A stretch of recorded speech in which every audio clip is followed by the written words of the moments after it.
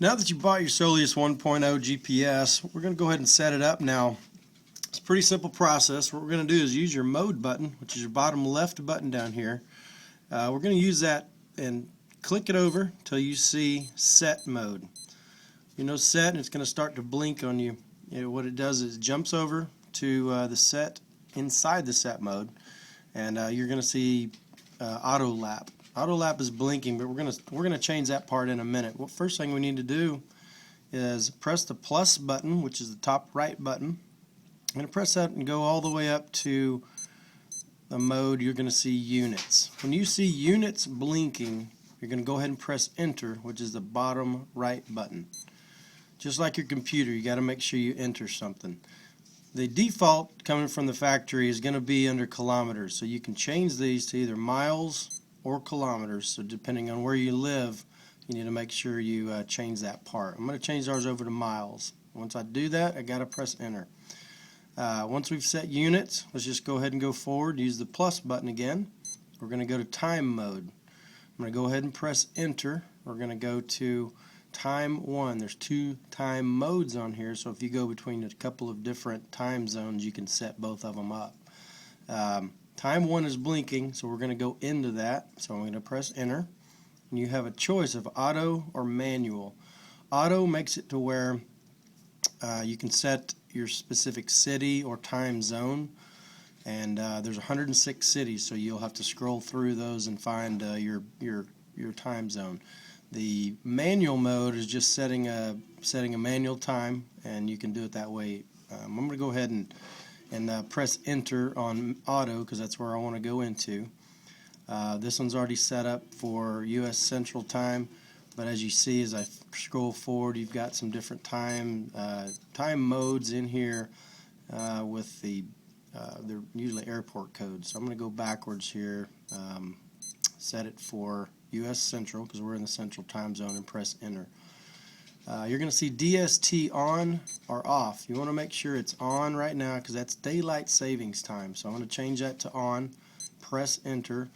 You can change this as well to 12 or 24 hours. The 24 hour would be like your military time. Some people like that. I'm going to leave it on 12. Press enter. So notice every time I'm doing something, I change it, I have to press enter, just like your computer. Set month and day, this is what that is. You can change it to the readout will be day and month or month and day. Just all depends on your preference there. I'm going to change that. So we changed the first time. Now we're back on just regular time mode. I want to go back into that. Press enter. And I want to change it to time 2 and press enter. And then we have the auto is flashing once again. I'm going to go ahead and go into auto mode. Right now it's set on London time. You can go backwards, set it on just anything that you would like. I'm going to set it to Eastern time. Press enter. Turn the daylight savings time on and press enter. Leave it on 12 hour, month and day, and the time. So we've set the time. So once we've set the time, we're going to go ahead, go forward, press the plus button. So auto lap, I'm going to go into that, so I want to press enter. You can set the auto lap to do either half a mile all the way up to 5 miles or even off. I'm going to set it to 1 mile. What that means is every mile this watch will light and beep, and you can look down on the watch and it'll show you your average pace for that previous mile, and then it jumps right back into your current pace.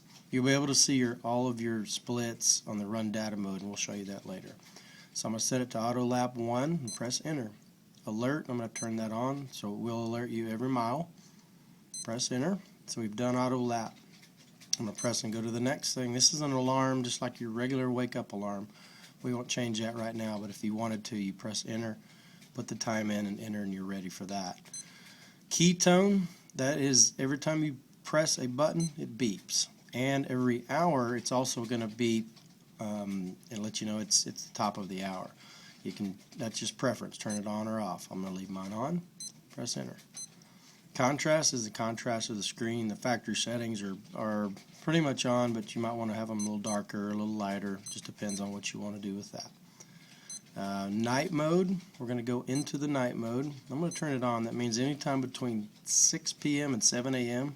if you're using the watch under GPS and the chronograph, you will have the functions are all of the lights, all the buttons on here will function as a light button as well as activate that button. So if you press the start button, the light will also come on during that time.